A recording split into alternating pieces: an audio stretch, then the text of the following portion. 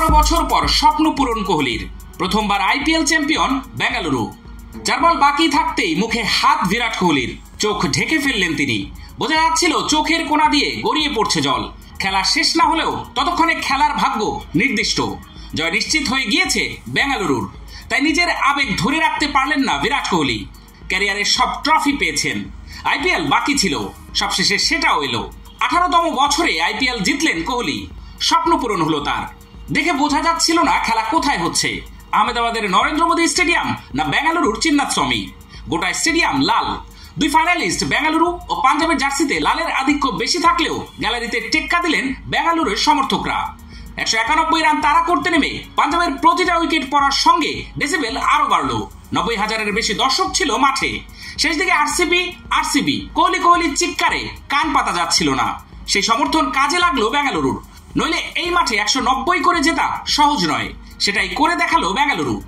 এবার যে আইপিএল নতুন চ্যাম্পিয়ন পেতে চলেছে তা রবিবারই ঠিক হয়ে গিয়েছিল। প্রশ্ন ছিল কে জিতবে, শ্রেয়াসের পাঞ্জাব না কোহলির রজত প্রতিদারের বেঙ্গালুরু। শ্রেয়াসের আইপিএল জেতার অভিজ্ঞতা রয়েছে। গতবারই কলকাতা নাইট রাইডার্সকে ট্রফি জিতিয়েছিলেন তিনি। সেদিক থেকে দেখতে গেলে অভিজ্ঞতা বেশি ছিল তার। কিন্তু একা অধিনায়ক কি করবেন? চ্যাম্পিয়ন হতে গেলে সকলের ভালো খেলতে হয়, যেটা করে দেখালো বেঙ্গালুরু।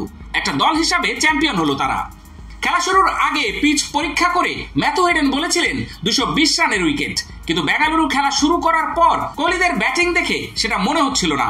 বিশেষ করে কোহলি এবারের আইপিএলে যেভাবে ব্যাট করেছেন, ফাইনালে তা করলেন না। 35 বল খেলে মাত্র 3টে 4 মেরেছেন তিনি। পাঞ্জাবের বোলারেরা কোহলির বিরুদ্ধে শর্ট বলের পরিকল্পনা করেছিলেন, তাকে গুড লেন্থে বল করছিলেন না। ফলে সামনের পায়ে শট মারার সুযোগ পাচ্ছিলেন না তিনি। স্কোয়ারে খেলতে বাধ্য হচ্ছিলেন। বলের গতিও হেরফের করছিলেন আশুদীপ সিং, কাইল জেমিসনরা। বাধ্য হয়ে দৌড়ের রানের উপর ভরসা রাখতে হচ্ছিল কোহলিকে। মনে হচ্ছিল 20 ওভার খেলার পরিকল্পনা করে নেমেছেন তিনি। শেষ পর্যন্ত 35 বলে 43 রান করে আউট হলেন তিনি। তারপরেও কোহলি বেঙ্গালুরুর সর্বোচ্চ স্কোরার। বাকি কেউই 30ও পার করতে পারেননি। তারপরেও 190 রান করেছে বেঙ্গালুরু। সেটা তাদের দলগত খেলার ফল। প্রত্যেকে কিছু কিছু করে রান করেছেন। একটা সময় মনে হচ্ছিল 175 রানের বেশি হবে না। 15 রান বেশি হওয়ার অবদান জিতেশ শর্মার। একার ব্যাটে বেঙ্গালুরুকে প্লে অফের প্রথম 2 দলের মধ্যে রেখেছিলেন জিতেশ। এই ম্যাচেও জেমিসনের 1 ওভারে দলের রান বাড়িয়ে দিলেন তিনি। বেঙ্গালুরুর কাছে চ্যালেঞ্জ কঠিন ছিল।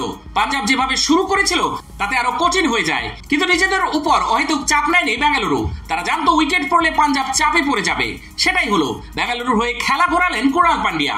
শেষের দিকে শশাঙ্ক সিং একাই লড়লেন। 30 বলে 61 রান করলেও কিন্তু পাশে কাউকে পেলেন না তিনি। শেষ পর্যন্ত 184 রানে শেষ হলো পাঞ্জাবের ইনিংস। 6 রানের চ্যাম্পিয়ন হলো বেঙ্গালুরু।